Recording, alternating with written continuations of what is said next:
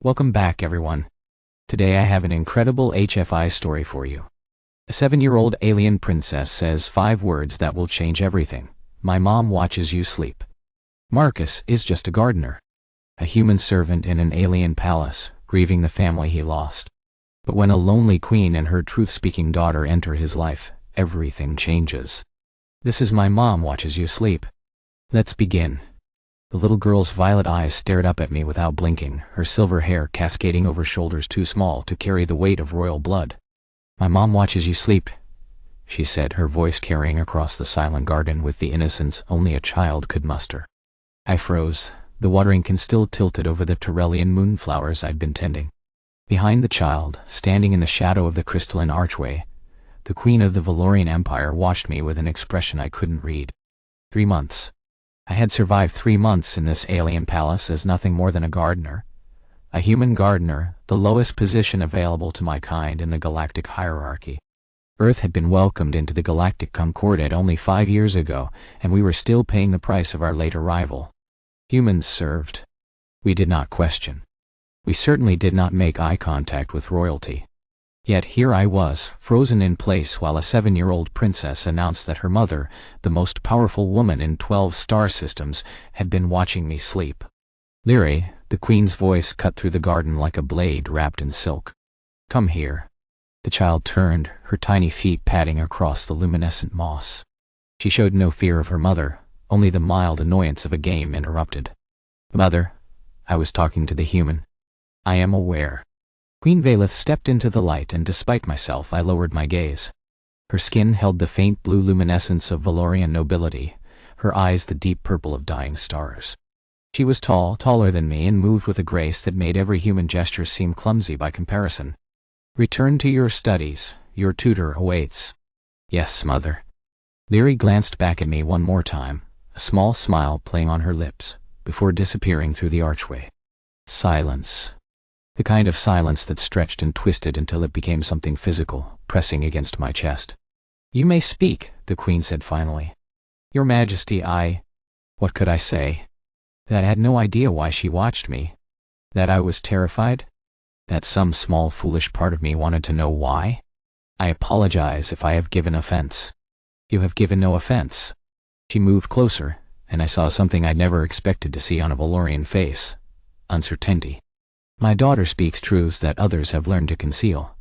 It is both her gift and her burden." I dared to look up. A mistake.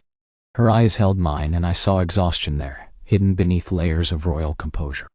The queen of the Valorian Empire looked lonely. "I do not understand, Your Majesty." "No," she said softly. "I suspect you do not." She turned away, her ceremonial robes trailing across the moss. "Continue your work, gardener. The moonflowers are blooming well under your care." She was gone before I could respond, leaving me with more questions than I'd had in my entire life. That night, I lay awake in my small quarters, a converted storage room near the servant wings, and stared at the ceiling. Sleep would not come. Every time I closed my eyes I saw violet and purple silver hair and blue-lit skin. "My mother watches you sleep." What did that even mean? Was it surveillance? Was I suspected of something? I had done nothing wrong, kept my head down, tended the gardens as I was told. After what happened on Earth, after I lost everything, this quiet existence was all I had wanted. The door chimed. Soft, almost hesitant. I sat up, heart pounding. Servants did not receive visitors at this hour. "Enter." The door slid open to reveal not a guard or an official, but a small figure in sleep clothes. Princess Lyri stood in the hallway, clutching a stuffed creature that looked vaguely like a 6-legged cat. "I had a nightmare," she said. "Mother is in council. The servants won't talk to me. They're scared of me." She lifted her chin, defiant even in her fear. "You're not scared of me." I should have sent her away. Should have called for a guard, a nursemaid, anyone. Instead, I found myself kneeling to her level. What was the nightmare about? "Father." Her lower lip trembled. "He went away. He's not coming back. Everyone pretends he'll return, but I know, Mother knows too. That's why she's sad all the time." "The king." I'd heard whispers. A diplomatic mission gone wrong. A ship lost in uncharted space 2 years ago. Officially, he was missing. unofficially. I'm sorry, I said. It was inadequate, but it was true. Why? She tilted her head. You didn't make him go away. No, but I know what it's like to lose someone. Something shifted in her eyes. Who did you lose? My throat tightened. I hadn't spoken of them since arriving here. Hadn't allowed myself to. My family, my wife, my daughter. The words came out rough, scraped raw from where I'd buried them. There was a sickness. Earth didn't have the medicine. By the time the Concordat offered help, it was too late. How old was your daughter? 7 to MC. Like you, I didn't say. But she understood. Leary reached out and took my hand. Her fingers were small, cool, delicate. I'm sorry too, she said with the gravity only children possess. We sat like that for a moment, the alien princess and the human gardener, connected by losses neither of us should have had to bear. Leary. The queen's voice from the doorway made us both jump. I released the princess's hand immediately, dropping into a bow so low my forehead nearly touched the floor. Your Majesty, I apologize. She came to my door, I only... Rise. I obeyed. Queen Valeth stood in the doorway, her council robes still pristine, but her eyes were fixed on her daughter with an expression I recognized. Worry? Love? Fear? You answered when she called, the queen said slowly. No one else would. The servants fear her, I said, then immediately wished I hadn't. But the queen only nodded, a bitter smile crossing her features. They fear the crown she represents. They fear the change she will bring. They fear what she sees when she looks at them. She stepped into my quarters, my cramped, humble quarters, as if they were any other room in the palace. My daughter has a gift, gardener. She sees truth. She speaks it without filter or fear. It is a trait the Valorian court finds inconvenient. It's a trait that should be protected, I said before I could stop myself. Your Majesty. Her eyes met mine. Something passed between us. Recognition, perhaps. Understanding. Yes, she said quietly. It should be. She held out her hand to her daughter. Come, little one, you may sleep in my chambers tonight. Leary took her mother's hand but looked back at me. Will you tell me more stories? About Earth? About the flowers? Leary, the queen warned. If Her Majesty permits, I said carefully. Queen was silent for a long moment. Then, almost imperceptibly, she nodded. We will discuss it tomorrow. For now, sleep. They left, mother and daughter, and I was alone again in my small room. But something had changed. The air felt different. Charged. My mother watches you sleep. I thought I understood now. Not surveillance. Not suspicion. Something far more dangerous. Princess came to his door with a nightmare. Queen found him comforting her child. What began as curiosity is becoming something more. Marcus is no longer just a gardener. He's becoming part of their lives. But in the Valorian court, humans are servants. And someone is watching. The summons came at dawn, a formal holographic seal bearing the Queen's personal sigil. I was to report to the private solar at the 8th hour, dressed in formal attire. Problem was that I didn't own formal attire. Servants wore simple gray uniforms, and that was all I had. When I arrived at the solar's antechamber, a palace attendant was waiting with a package. Inside was a set of clothes in deep green, human-styled, but made of Valorian fabric that shifted color slightly as it moved. Expensive. Far too expensive for someone of my station. Her Majesty anticipated your need, the attendant said, his tone carefully neutral. I had changed in a side room, feeling like an imposter. The clothes fit perfectly, which meant someone had taken measurements without my knowledge. I tried not to think about the implications of that. The solar was smaller than I expected, intimate even. Shelves lined the walls, filled with books and artifacts from across the empire. Sunlight streamed through crystalline windows, casting rainbow patterns across the floor. It felt less like a royal chamber and more like a sanctuary. Queen Valeth sat at a low table, Princess Lyrie beside her. Both looked up as I entered. You came, Leary said brightly.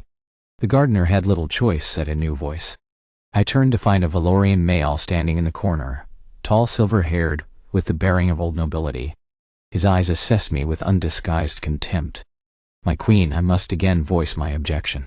Your objection is noted, Lord Catherine. Queen's voice held a warning.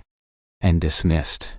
A human, Lord Catherine continued as if she hadn't spoken, in the private solar, speaking with the air. This is beyond improper, it is dangerous. The danger, my lord, is to my daughter's isolation. Queen Valeth rose, and I saw a flash of the ruler who commanded 12 star systems. She's had 17 tutors in 2 years. 17. Each one fled within months because they could not bear her honesty. The servants avoid her. The noble children mock her. She has no companions, no confidants. Her voice hardened. This man answered when she called. He listened when she spoke. That is more than anyone in this court has done. Lord Catherine's lips thinned. He is a gardener, a human. He has no standing, no family, no He has compassion. Queen cut him off, which is more than I can say for many of our nobility. She turned to me, and her expression softened slightly. You may sit. I sat across from them at the low table, acutely aware of every eye in the room. Lord Catherine remained standing, a silent sentinel of disapproval. I have a proposition, the Queen said. One that will likely cause scandal, but scandal is a currency I have learned to spend. A ghost of a smile. I wish for you to become Lyra's companion. A tutor of sorts, though not in the traditional sense. You would teach her about Earth, about humanity, about the perspectives our court lacks. Your Majesty, I said carefully, I am not qualified for such a role. You are qualified by the only metric that matters, my daughter's trust. She glanced at Lyra, who was watching me with hopeful eyes. She does not give it easily. Yet she sought you out in her moment of fear. That is not something I can manufacture or command. She spoke of your family, Lord Catherine said, his voice cutting. Your dead family. Did you manipulate a child's grief to gain access to? Enough. Queen's voice cracked like thunder. Lord Catherine, you forget yourself. I forget nothing, Your Majesty. I remember my duty to protect this house, even when its mistress seems determined to forget hers. He bowed stiffly. If you will excuse me. He left, and the tension in the room eased slightly. But I could see the damage in the Queen's eyes, the exhaustion of fighting battles on every front. He means well, she said quietly. He served my husband. Sees me as an interloper, even after 20 years. Mother. Lyra's small hand found her mother's. He's afraid, that's why he's mean. The Queen's smile was sad. Yes, little one, he is. I watched them together, the careful tenderness between them, the weight they both carried, and made a decision that would change everything. I accept. Both turned to look at me. Lyra's face lit up.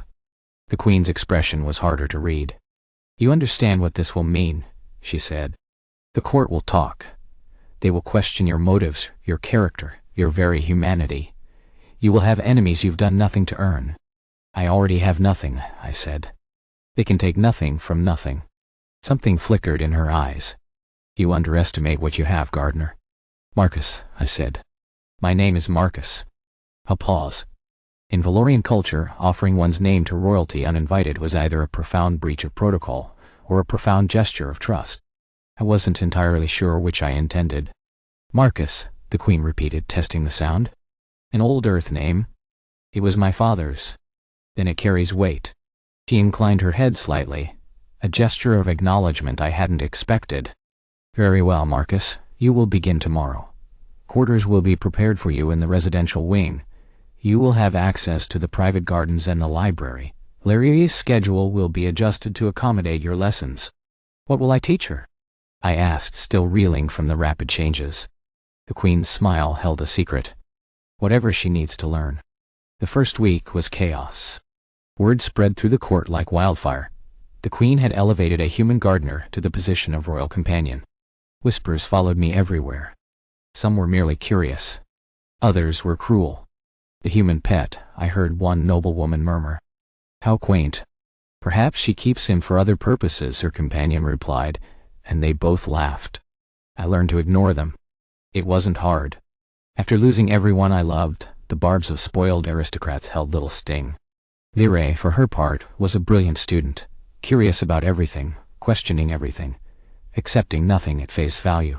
We spent mornings in the garden where I taught her about earth plants, about the cycles of growth and decay, about the patience required to nurture living things. Afternoons were for stories, human history, mythology, the tales my grandmother had told me as a child. She absorbed it all, her violet eyes wide with wonder.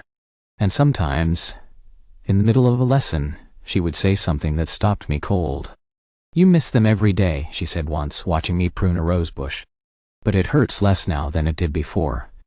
I had no words. She was right. "Mother is the same," Larry continued. "About father. She still sleeps on one side of the bed, even though he's not coming back. She talks to his portrait when she thinks no one is listening." She looked up at me. "Maybe you could talk to her. You understand." "Lyre," I said gently. "Your mother is the queen. I am a servant. You're not a servant anymore. You're my friend." She said it with such simple certainty that I couldn't argue.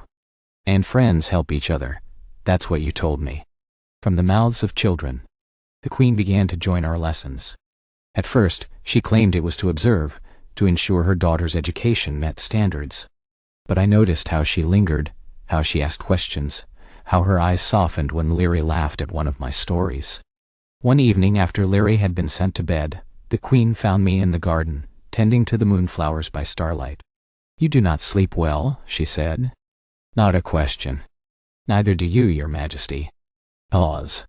"You may call me Valeth, in private." I looked up, startled.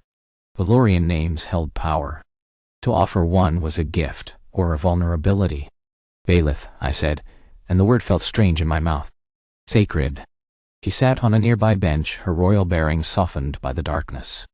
"My daughter speaks of you constantly. She says you understand things others do not. She says you do not lie. I try not to. It is more than most manage." She gazed up at the stars. "My husband was a good man, but he was raised in this court. Lies were his first language. I sometimes wondered if he even remembered what truth sounded like." "Did you love him?" The question was impertinent, dangerous. But she had offered her name, and I sensed she needed honesty more than deference. "I grew to," she said after a long moment. "We were arranged as all noble unions are, but he was kind in his way, patient. He taught me that duty and affection could coexist." Her voice grew distant. "When he disappeared, I thought I would shatter. But I had Lyre. I had an empire to hold together. I could not afford to break." "Sometimes breaking is necessary," I said, "to grow back stronger." She looked at me then, really looked at me, and I saw the cracks beneath the surface. The grief she had buried. The loneliness she had denied. "You speak from experience." "I speak from survival." We sat in silence as the moonflowers bloomed around us, their silver petals drinking in the starlight. And somewhere in that silence, something shifted between us, walls lowering, defenses dropping, two broken people recognizing themselves in each other. It was the beginning of everything. Marcus and Valeth have grown closer. Lyre calls him family now. But not everyone approves. Conspiracy lurks in the shadows of the palace. Assassins are coming. Tonight Marcus will discover what he's truly willing to fight for. 3 months had passed since I became Lyre's companion. 3 months of lessons and laughter, of quiet conversations, and unspoken understanding. 3 months of watching the queen, Valeth, shushed her armor piece by piece, revealing the woman beneath the crown. Lord Kethrin had not been idle. The whispers had grown louder, the opposition more organized. A faction of nobles now openly questioned the queen's judgment, citing her inappropriate attachment to a human as evidence of instability. "They want to invoke the Council of Regency," Valeth told me one night, her voice hollow. We sat in her private study, a space few were permitted to enter. "They claim Lyre would be better served by a regent until she comes of age, a regent they would control. Can they do that? If they gather enough votes, if they convince the high houses that I am unfit." She laughed bitterly. "An alien pet, they call you, a symptom of my deteriorating reason. Then send me away." She looked at me sharply. "What?" "If my presence endangers your throne, your daughter's future." I forced the words out, each one cutting like glass. "Then I will go. I will disappear. You can tell them you have come to your senses. And abandon everything we have built? Everything Lyre has gained?" She rose, pacing. "She speaks now, Marcus, truly speaks. She has friends among the garden staff. She laughs without restraint. She is becoming the person she was meant to be." Her eyes blazed. "I will not sacrifice that to appease small men with smaller minds." "Valeth." "No, stop." She stopped before me, close enough that I could see the pulse in her throat. I have spent my entire life making decisions for the good of the Empire. Strategic marriages, calculated alliances. Every choice weighed against political gain. Her voice dropped to a whisper. Just once I want to choose something for myself. The air between us crackled. I knew I should step back, should remember my place, should protect us both from a decision we couldn't unmake. Instead, I reached out and took her hand. Her fingers were cool against mine, trembling slightly. She looked down at our joined hands as if seeing something impossible made real. This is unwise, she breathed. Yes. The court will never accept it. I know. You could be killed. I could lose everything. I know.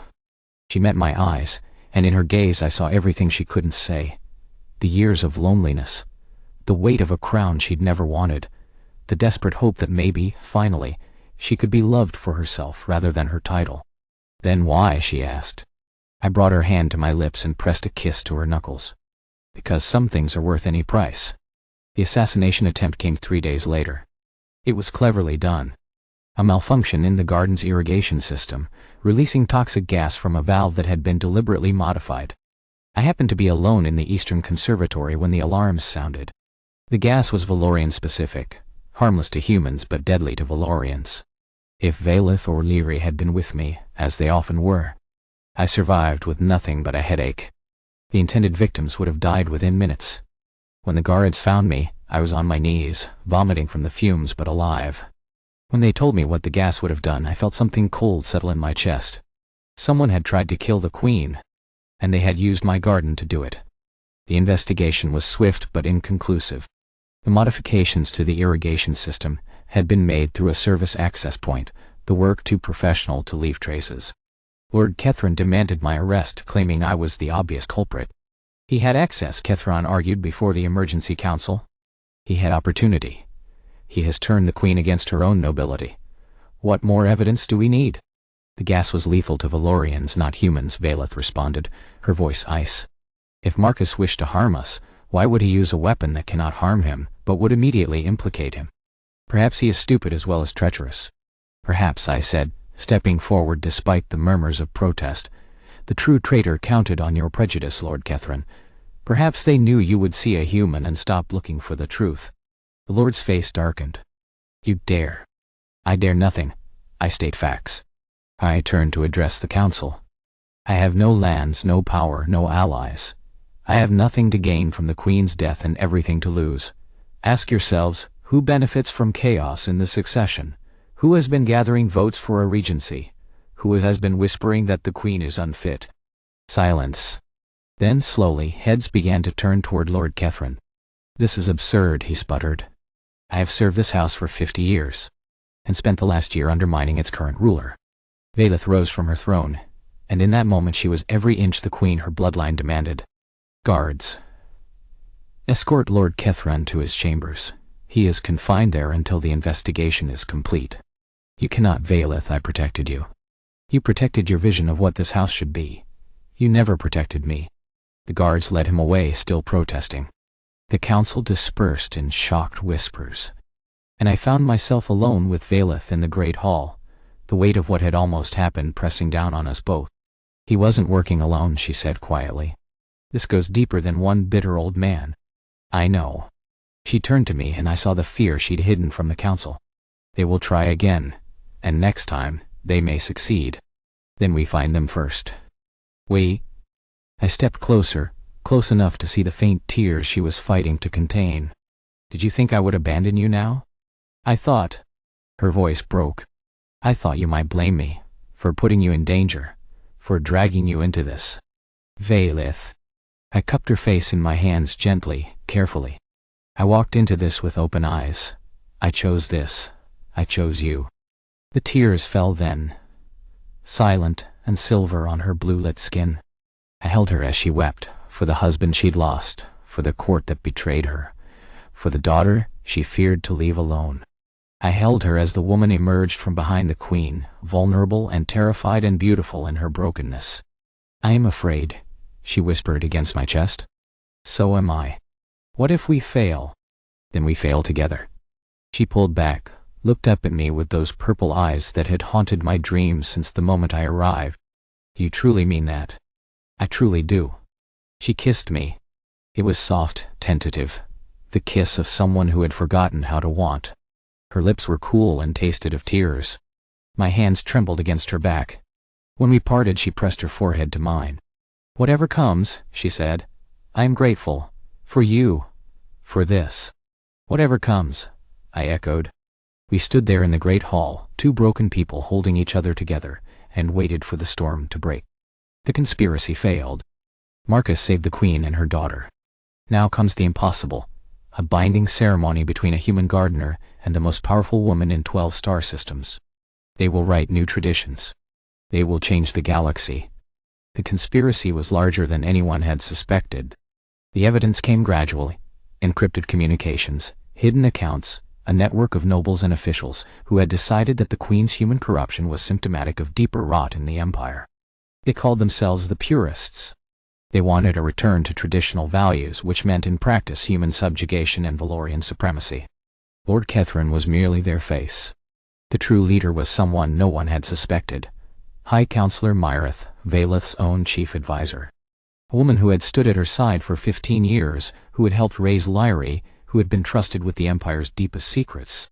The betrayal nearly destroyed Valeth. I found her in her chambers after Myrith's arrest, staring at a portrait of her late husband with empty eyes. She held Lyri when she was born, Valeth said. She was the first to welcome me when I came to this court as a frightened bride. I trusted her with everything. Her voice cracked. I trusted no one with more. I sat beside her, offering no words. Sometimes presence was all that could be given. She said I had polluted the bloodline, Valeth continued. That by associating with you I had proven myself unworthy of the crown. That Lyri would be better raised by true Valorians. She laughed hollowly. True Valorians. As if cruelty and prejudice are traits to be preserved. The conspiracy has been broken, I said gently. The Purists are scattered, their leaders imprisoned. You have won. Have I? She turned to me, and I saw a woman at the edge of her endurance. I have purged my court, imprisoned my mentor, and alienated half the noble houses.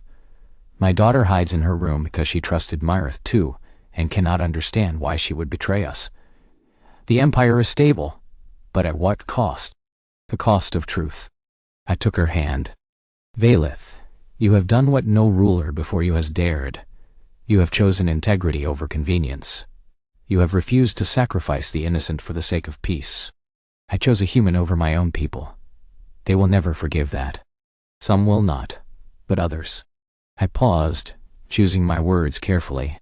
When Lyri is grown, when she takes the throne, do you want her to rule an empire built on lies, or one where truth is possible? Her eyes searched mine. You truly believe the future can be different? I have to. Otherwise, what is any of this for? She was silent for a long moment. Then, slowly, she leaned into me, resting her head against my shoulder. Stay with me tonight, not for... just... stay. Always. The binding ceremony was unprecedented. In Valorian culture, bonds between non-Valorians and royalty simply did not exist. There were no rituals for it, no precedents, no legal framework.